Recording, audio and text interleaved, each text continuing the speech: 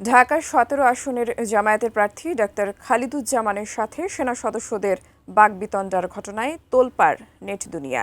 যদিও এ ঘটনার জন্য ক্ষমা চেয়েছেন জামায়াতের ওই প্রার্থী, কিন্তু প্রশ্ন উঠছে, চাইলেই কি যে কেউ গানম্যান সহ ক্যান্টনমেন্ট এলাকায় প্রবেশ করতে পারে? এ বিষয়ে কি বলে সেনা আইন? বিস্তারিত আরিফ হাসানের প্রতিবেদনে। আপনারা তো তারেক জিয়ার জন্য জিব্বা দিয়ে রাস্তা পরিষ্কার করে ফেলতেছেন, তাহলে আমাকে কেন দিবেন না? আপনারা দেশটাকে ধ্বংসের দিকে নিয়ে যাচ্ছেন এবং কিছু অফিসার নিজেদের ব্যক্তি স্বার্থ হাসিলের জন্য আমাদের সুপরিকল্পিতভাবে 5 আগস্টের পরে আমাদের দেশটাকে আপনারা ধ্বংস করতেছেন। সম্প্রতি ঢাকা ১৭ আসনের জামায়াত মনোনীত প্রার্থী ডাক্তার খালিদুজ্জামানের ঢাকা ক্যান্টনমেন্ট এলাকায় মিলিটারি পুলিশের সাথে বাকবিতণ্ডার একটি ভিডিও সামাজিক মাধ্যমে ছড়িয়ে পড়ে। ভিডিওতে দেখা যায় ওই দিন অস্ত্রসহ গানম্যান নিয়ে ওই এলাকায় প্রবেশ করছিলেন খালিদুজ্জামান, কিন্তু মিলিটারি পুলিশ তাকে প্রবেশ করতে অনুমতি দিলেও গানম্যানকে অস্ত্রসহ প্রবেশ করতে বাধা দেন।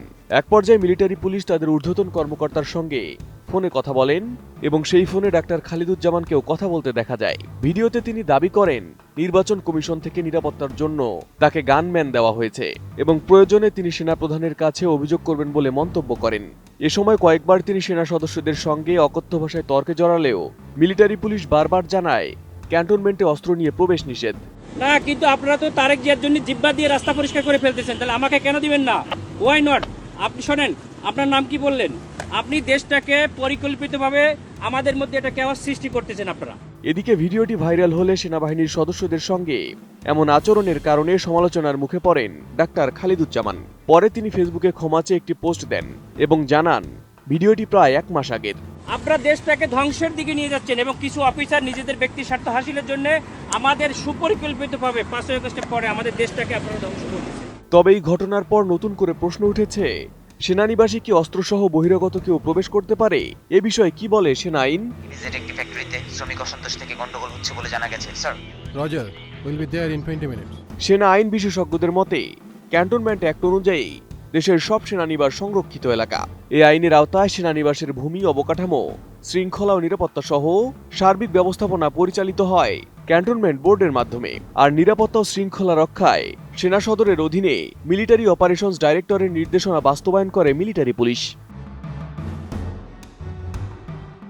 ফিনিশ আসলে একটা জিনিস, সস্তায় বস্তাপতা জিনিস, স্পার্টা চিনে ফিনিশ। অবসরপ্রাপ্ত brigadier general Mohammad Baijid Sarwar BBC বাংলাকে বলেন, ক্যান্টনমেন্ট অ্যাক্টে নিরাপত্তা সংক্রান্ত সুস্পষ্ট গাইডলাইন দেওয়া আছে।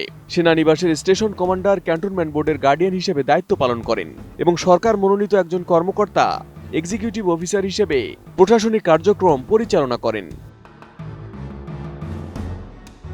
অস্ত্র বা গানম্যান নিয়ে প্রবেশের বিষয়ে তিনি স্পষ্ট করে বলেন, বেসামরিক যে কারোর জন্য নিয়ম একটাই, অস্ত্র নিয়ে কেউ সেনানিবাসে প্রবেশ করতে পারবে না। শুধু বেসামরিক নয়, পুলিশ, আনসার সহ অন্যান্য সরকারি বাহিনীর ক্ষেত্রেও একই নিয়ম প্রযোজ্য।